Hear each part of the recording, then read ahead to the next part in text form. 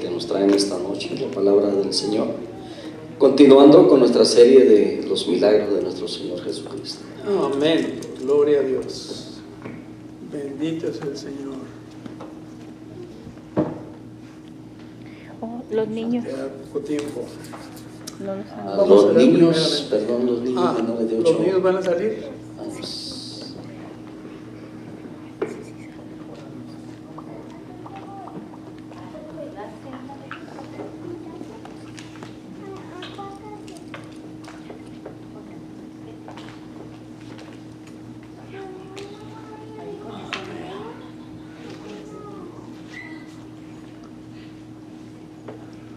Muy buenas tardes, hermanos. Dios los bendice.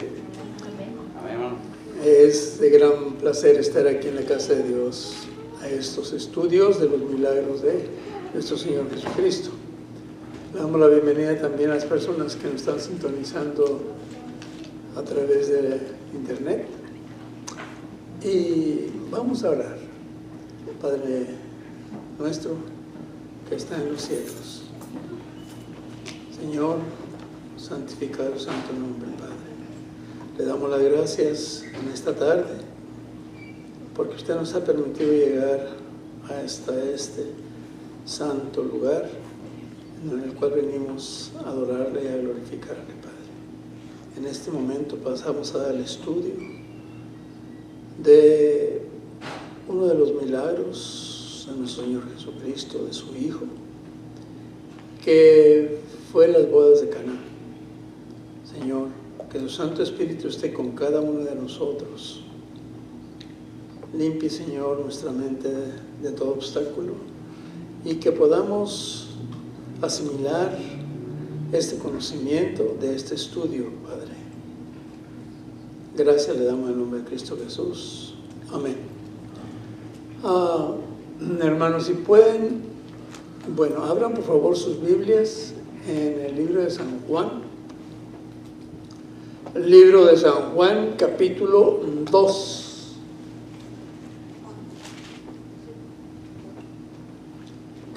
San Juan, capítulo 2.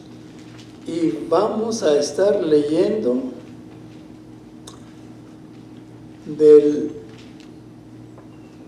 versículo 1 al 11. Versículo 1 al 11. Capítulo 2 de San Juan. ¿Todos lo tienen? Amén. Gloria a Dios. Vamos a ver un poco de lo que trata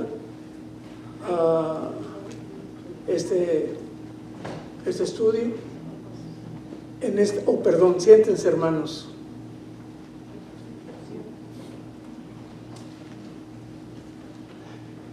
En este capítulo, hermanos, tenemos el relato del primer milagro de nuestro Señor Jesucristo que obró en Caná de Galilea. ¿Cuál era la misión de nuestro Señor Jesucristo? La misión de Él era salvar al mundo. Esta es la más grande misión de la historia de la humanidad. Ahora, a pesar de esto, el Señor Jesús, vamos a ver que Él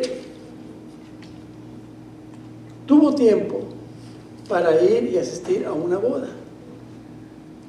A veces en ocasiones pensamos que no deberíamos ocupar tiempo de trabajo de la iglesia o de ir a predicar o a evangelizar con otros asuntos sociales.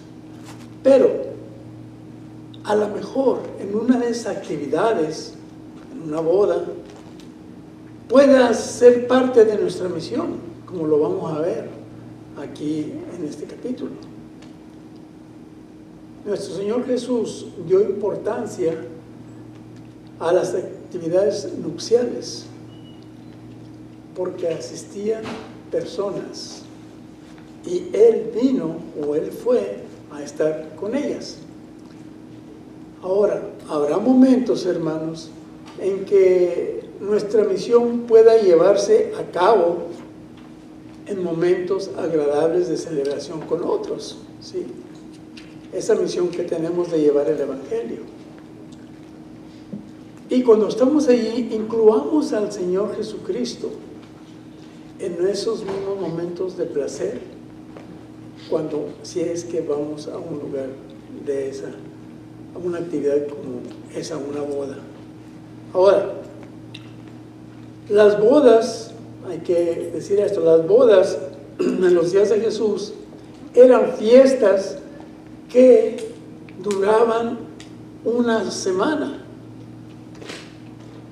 Hermano, los banquetes se preparaban para muchos invitados y la semana se la pasaban celebrando esa nueva vida de los casados. A veces, yo veo que a veces cuando yo fui a un pueblito chiquito que alguien se iba a casar, mayoría del pueblo estaba allí, se invitaba a la gente. Y dice que aquí era un insulto rehusar a una invitación a una boda. Ahora, hay que tener en cuenta que para atender a mucha gente se necesitaba una planificación cuidadosa. Yo lo veo como trabajé en banquetes, vemos cómo se planifican, a veces traen gente para que empiece a organizar todo. Y me imagino que ahí, en ese tiempo, era de la misma manera. Ahora, ¿qué sucedía si, según de acuerdo a lo que leí, que si el vino se acabara, eso era una vergüenza, pues se rompían las leyes de la hospitalización, ser hospitalarios. Ahora, eso es una reseña nada más leve. Vamos a pasar al milagro. ¿En dónde fue el milagro? ¿Dónde fue este milagro? En Caná de Galilea. Vemos que allí en Galilea no se encontraba demasiada oposición como encontró Jesús en Jerusalén. ¿Cuál era la ocasión? Eran unas bodas. Ahora, veamos esto. Cristo quiso honrar el carácter sagrado del matrimonio, no solamente con la presencia de Él, sino también llevando ese primer milagro. En Hebreos 13:4 dice: honroso sea todos y el hecho sin mancilla, pero los fornicarios y los adúlteros los juzgará Dios. Hay que tener en cuenta eso, hermanos. Es muy importante respetar el matrimonio. Ahora, ¿quiénes eran los invitados? La madre de Jesús, de los que se está hablando, Cristo y sus discípulos. Lo podemos ver ahí en el número 1 y el versículo número 2. Ahora, el hecho de que la madre de Jesús estuviese allí da a entender que tal vez los creyentes fueron parientes suyos, ¿sí? ¿Cómo se cree que eran parientes? El comentarista dice que el verbo estar en pasado, o sea, estaba, daría a entender que María se hallaba allí de antemano o desde muy temprano como pariente de los novios y ayudaría a la familia a preparar todo lo que era necesario en un banquete. En el versículo 3 vimos, y faltando el vino, la madre de Jesús le dijo: no tienen vino. Es un detalle que ella vio. Ella fue la primera que se dio cuenta de que se había terminado el vino. Ahora, Jesús aceptó ir a la boda. Vemos que Jesús no era una persona solitaria, no era un puritano, o sea, de alta moral religiosa como los fariseos, ni que estaba alejado de las honestas alegrías.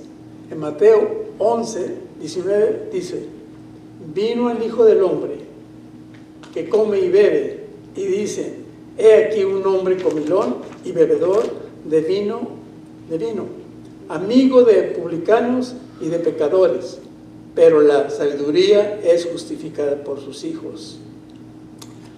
Aquí vemos ese versículo, cómo no importa lo que él dijera o lo que él hiciera, los fariseos y escribas siempre tomaban la contraria. Lo hicieron con Juan el Bautista en Mateo 12, 18. ¿Qué dice? Que decían: porque vino Juan, que ni comía ni bebía, y dicen: demonio tiene. Si eso decían de Juan. Ahora, Jesucristo, porque lo vieron que estaba ahí o comía, también lo estaban acusando. Hermanos, si nosotros vamos a un lugar y somos creyentes, genuinos, nosotros podíamos estar libres del libertinaje. ¿Cómo?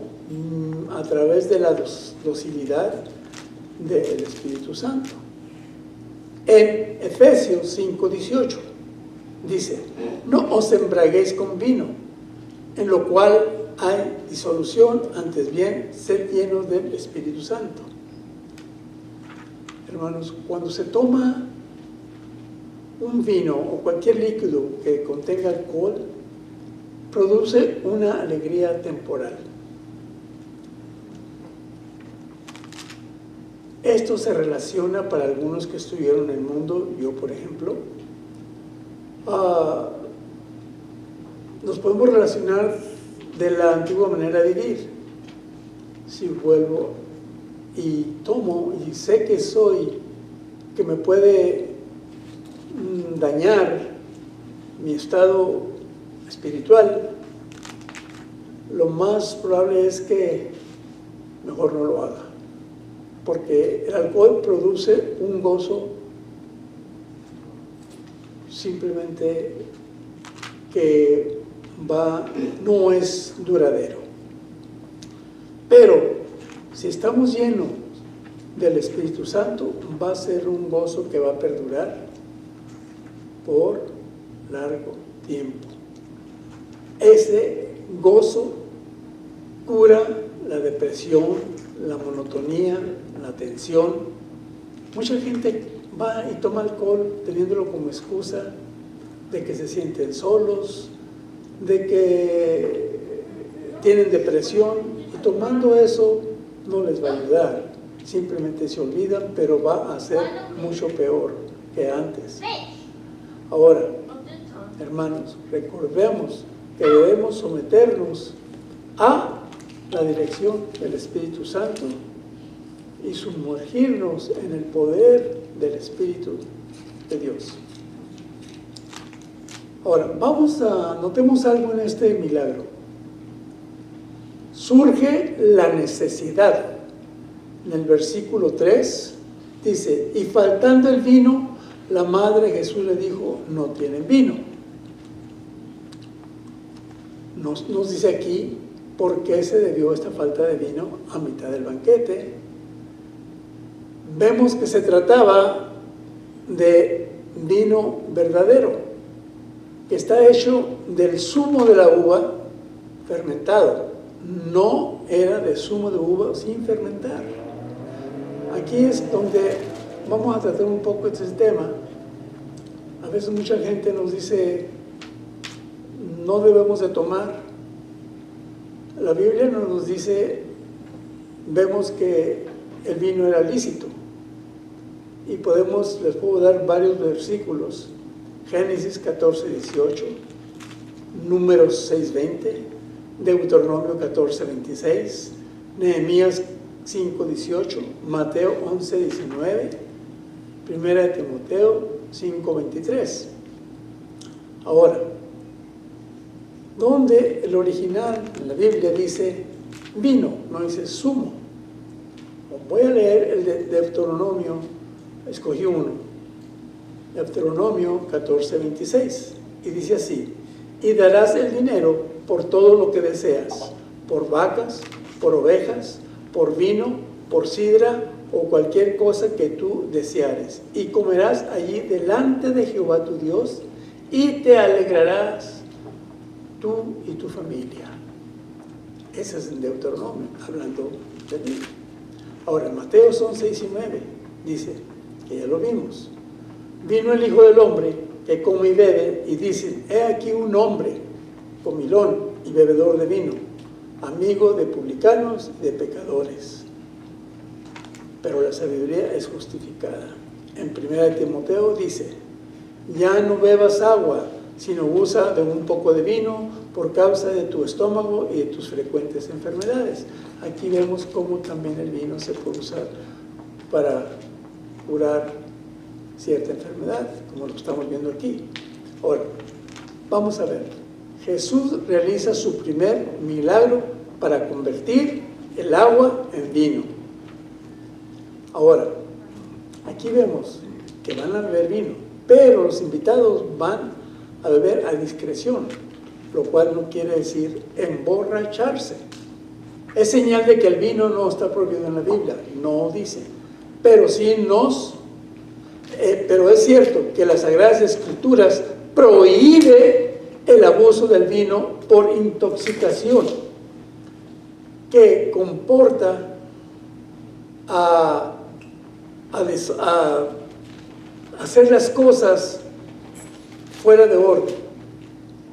En Levíticos 10 dice 9, capítulo 10, versículo 9, dice, tú y tus hijos contigo no beberán vino ni sidra cuando entréis en el tabernáculo de reunión, para que no muráis.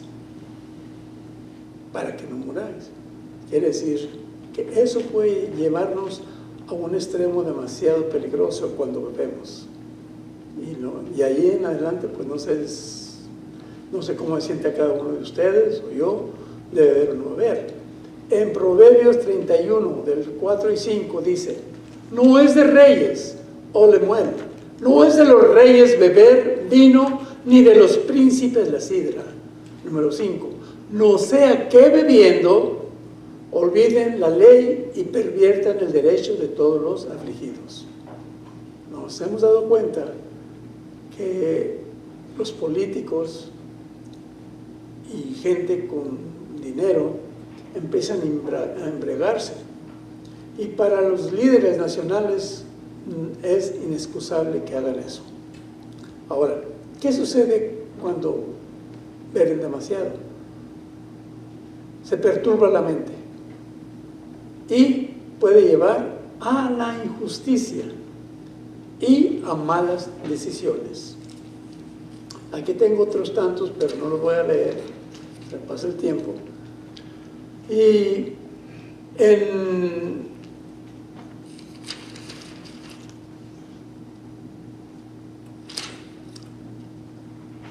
aquí hay no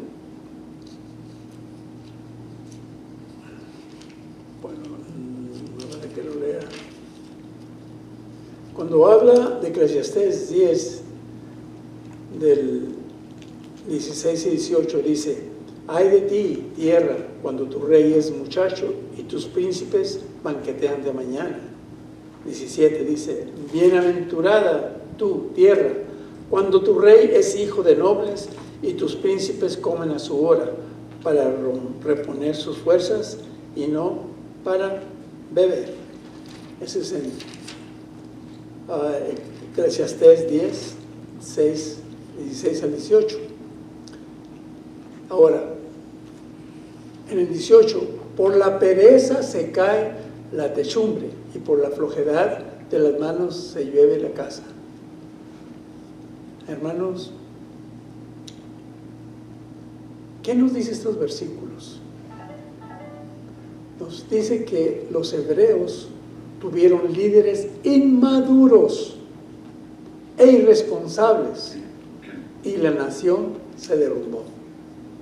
lo vemos en los dos libros de Reyes, describen la decadencia de los reinos cuando los líderes solo se preocupan por sí mismos. Estos versículos relatan el problema básico de estos líderes, el egoísmo y la pereza. ¿Por qué? Por causa del vino. Ahora,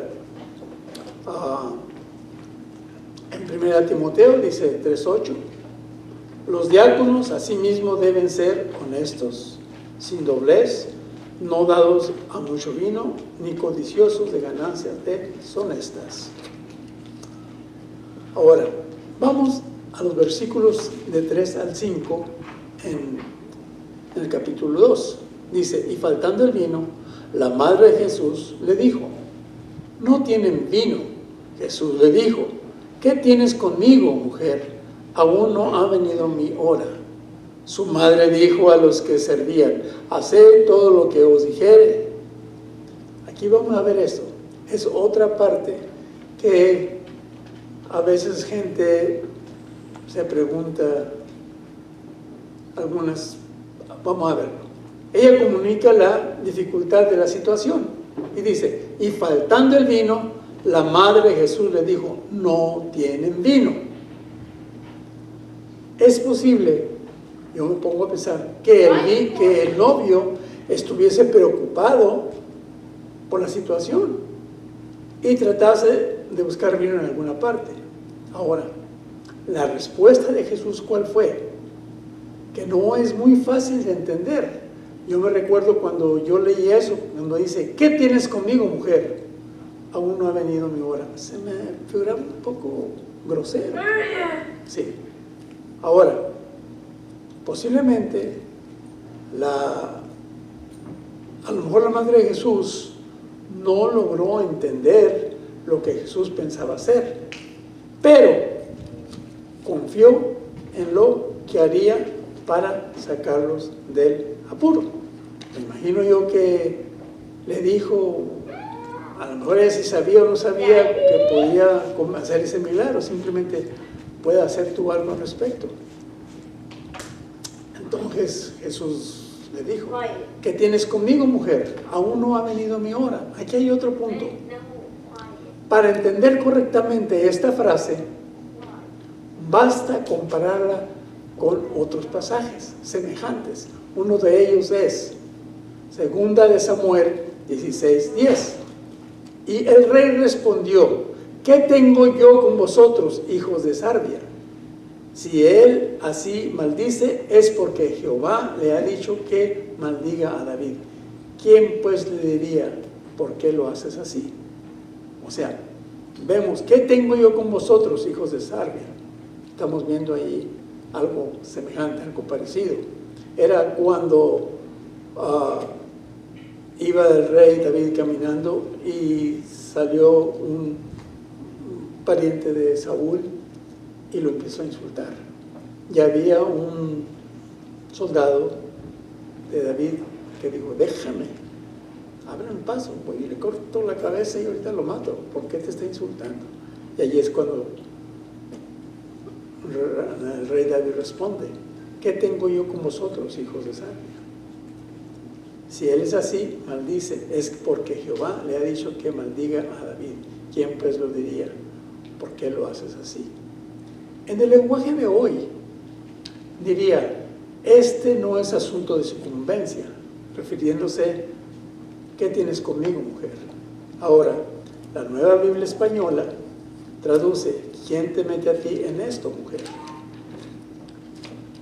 En Lucas 2:48 y 49, la fiesta de la Pascua en Jerusalén, dice, cuando le vieron, se sorprendieron y le dijo su madre, hijo, ¿por qué no has hecho esto? Fíjense, estamos yendo a Lucas, acordémonos de ese pasaje. Cuando fueron a Jerusalén a la Pascua, cuando ya se regresaban, Jesús se quedó en la sinagoga con los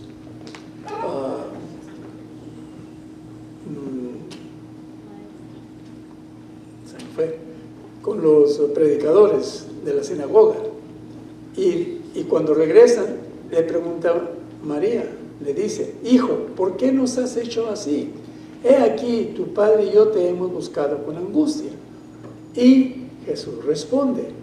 Entonces él les dijo: ¿por qué me buscabais? ¿No sabías que en los negocios de mi padre me es necesario estar? Aquí en el versículo de 2:4, cuando dice: ¿qué tienes conmigo? Aún no ha venido mi hora. Parece que María, la madre de Jesús, su impaciencia se olvidaba de lo que sucedió tiempo atrás. Se olvida de que Jesús tenía que hacer una cosa en el momento preciso, que el Padre le indicase, y no podía consentir que nadie, ni su madre, se interfiriera en los planes mesiánicos. Vamos a ver en Juan 4:34, y dice respecto a los planes mesiánicos: Jesús les dijo: mi comida es que haga la voluntad del que me envió y que acabe su obra. ¿A qué se refiere cuando dice la comida que Jesús? Se refiere al alimento espiritual. Ahora, que acabe su obra. Jesús se refiere a acabar el trabajo de Dios en la tierra. Ahora, algunos comentaristas fallan o hierran en la palabra mujer. Se oye como un matiz despectivo, pues tanto aquí como en Juan 19:26, veamos esto: cuando vio Jesús a su madre y al discípulo a quien él amaba, que estaba presente, dijo a su madre: mujer, he aquí tu hijo. Se vuelve a repetir ahí: he aquí tu hijo, cuando él estaba crucificado. Mujer es un título de honor, equivalente al castellano en señora. Nuestro Señor Jesucristo nos enseña en este pasaje que nos estamos leyendo, que aquí era necesario poner los intereses y el llamamiento de Dios por encima de los lazos de carne y sangre. Ahora, espero que hayan comprendido lo de mujer. Ahora vamos a ver otra en el mismo versículo: aún no ha venido o ha llegado mi hora. Hay algunos intérpretes que opinan que esta hora era la de comenzar de hacer milagros.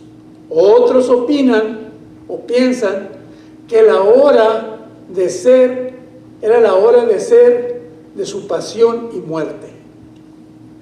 Y podemos ver varios allí: Juan 7:30, 8:20, 12:23, 13:1, 17:1. Ahí podemos sobre su pasión. Ahora, sin embargo, dice, parece más natural el interpretar aquí la hora de Jesús como el tiempo o oportunidad de Dios para él en cada momento.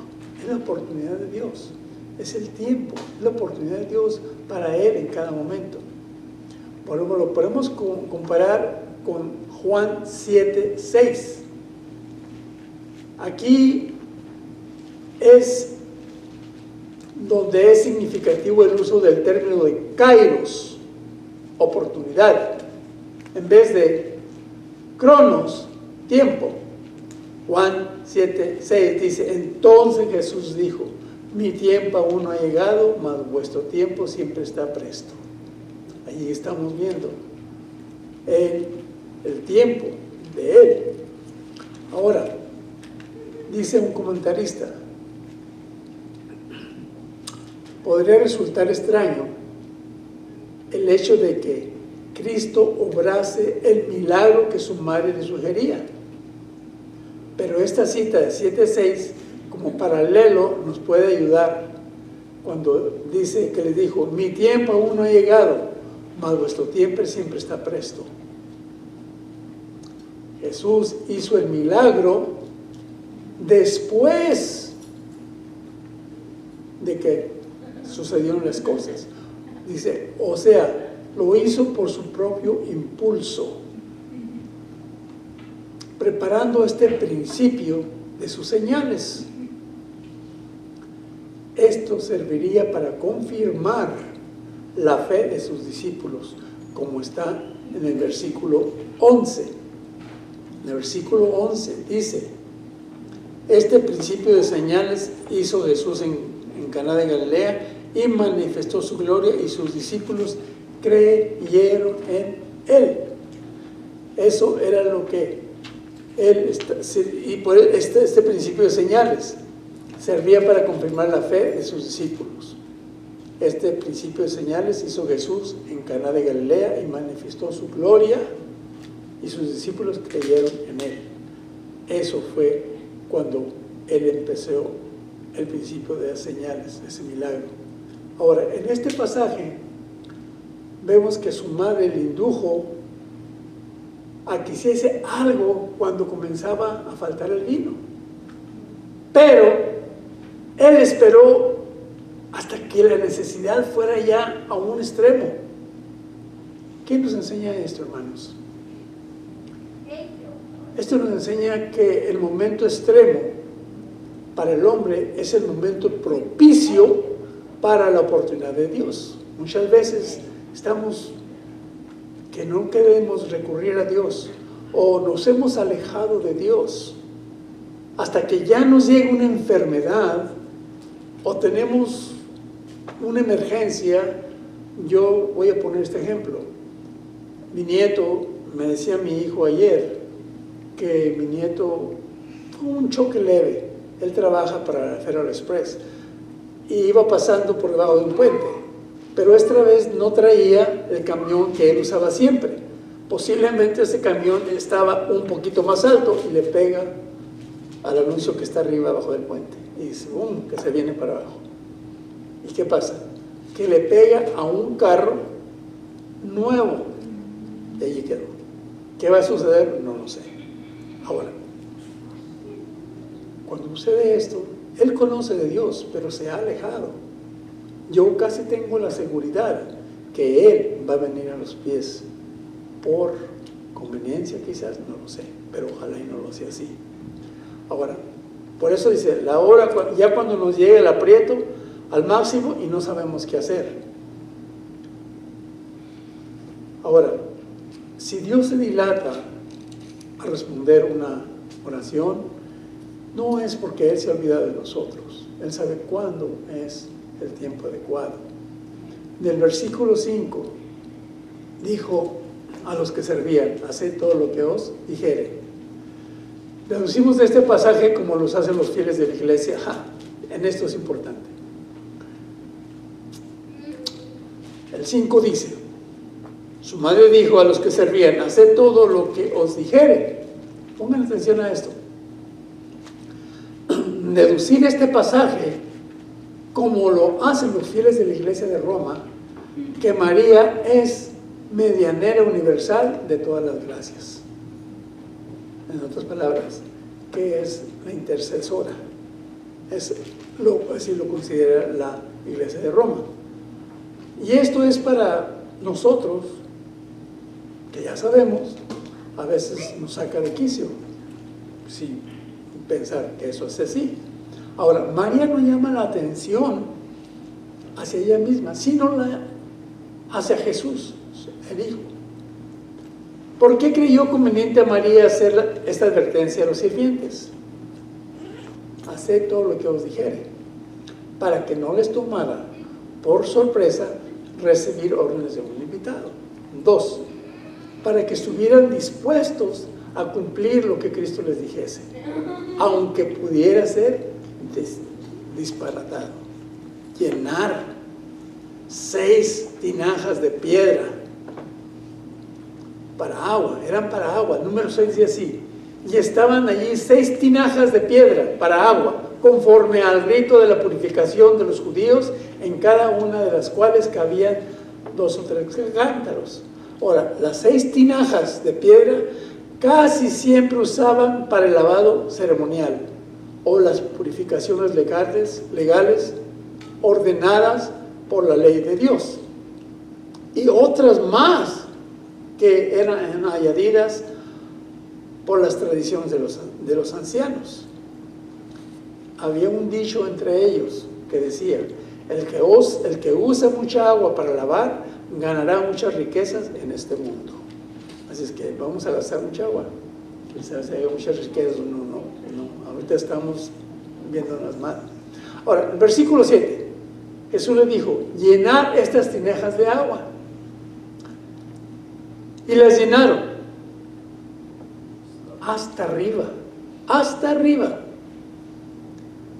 Este detalle confirma algo: la autenticidad del milagro. ¿Por qué? Si estaban completamente llenas de agua, no se podía mezclar con ningún otro líquido, al estar llenas hasta el borde. Esto nos indica la fiel obediencia de los sirvientes, que cumplieron el encargo que Jesús les había dado. ¿Por qué me refiero a esto? Muchas gentes que son incrédulos, al ver esto, dicen: pues cuando fueron a llenarlas posiblemente le añadieron vino. Pero aquí vemos que no fue así. En este gesto de echar el agua, veamos esto, debe de servirnos como ejemplo en nuestra obediencia y nuestra dedicación al Señor. Hermanos, no hay servicio pequeño ni ministerio vil cuando se trata de ejercitar nuestros dones para la edificación de la iglesia y para la gloria de Cristo. No hay ningún trabajo vil. Siempre que lo vamos a hacer para Dios, hermanos, y obedezcamos a Dios, va a ser de gran bendición. El versículo 8. Entonces les dijo: sacad ahora y llevadlo al maestresala, y se lo llevaron. Aquí Jesús les está diciendo. Entonces, después de que las llenaron, Jesús les dijo: sacad ahora y llevadlo al maestresala. Ahora, tan pronto como se llenaron esas vasijas o esas tinajas, fueron sacadas inmediatamente. Cuando digo sacad ahora, la sacaron a la vista de los asistentes, y quiso que el maestresala fuera el primer testigo cuando dijo llevarlo al maestresala, que fuera el primer testigo de ver el agua convertida en vino.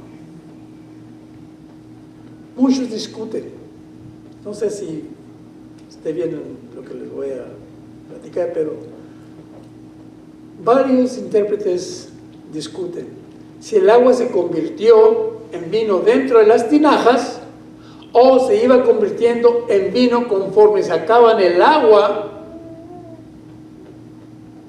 los sirvientes y lo servían. Aquí hay un comentarista que piensa fundadamente que el agua se iba convirtiendo en vino conforme lo iban sacando de las tinajas. Es lo que él piensa. No vamos a decirles qué piensa usted, que fue antes o fue después. Puede haber varias opiniones. Ahora, Jesús convirtió el agua en vino para que se bebiera, ¿correcto? Hermano, las obras que hace nuestro Señor Jesucristo son hechas para el uso. Todo lo que Él hace tiene algo, un propósito. Pregunta: ¿se ha tornado el agua en vino en nuestras vidas? ¿Te ha concedido el Señor Jesucristo nuevo conocimiento, gracia? Cuando se ha tornado el agua en vino, ¿hay algo nuevo en tu vida? Así como ese vino fue nuevo, ¿hay algo nuevo en nuestras vidas? ¿Qué ha sucedido en nuestras vidas desde que recibimos a Jesucristo?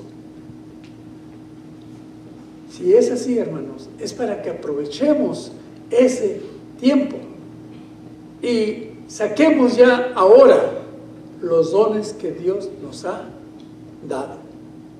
para usarlos. Así de sencillo. Ahora, el maestresala se sorprendió al probar el vino, especialmente al ver que se trataba de un vino exquisito. Él no sabía de dónde venía ese vino, pero los sirvientes sí lo sabían. ¿Cuál era la costumbre en aquel entonces? Era reservar el vino de inferior calidad para el momento en que el gusto de los invitados estaban ya que no podían distinguir el buen vino del mal vino. Por el mucho comer, el mucho beber. Ahora, ¿por qué? Para discernir el sabor y el aroma del vino que servía después. Cuando comían el buen vino y comían bastante y tomaban, ya cuando venía el vino que no era el bueno, ellos no podían olerlo o quizás no le podían tomar el sabor. Ahora, podemos ver que yo pienso que hasta el novio se quedó sorprendido. Ahora,